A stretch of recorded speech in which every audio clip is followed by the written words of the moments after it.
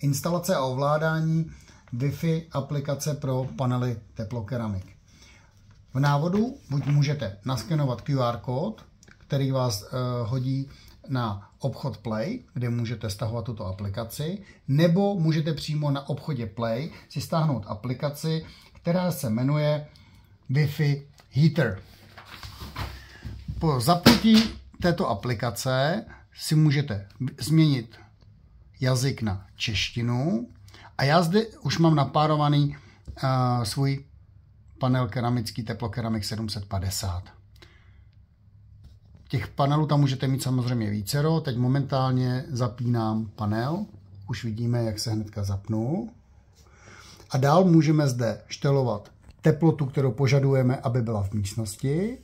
Nebo zde potom můžeme nastavovat i teplotu povrchu. Je to zcela jednoduchý a přehledný. Tak ať vám teplo, přátelé.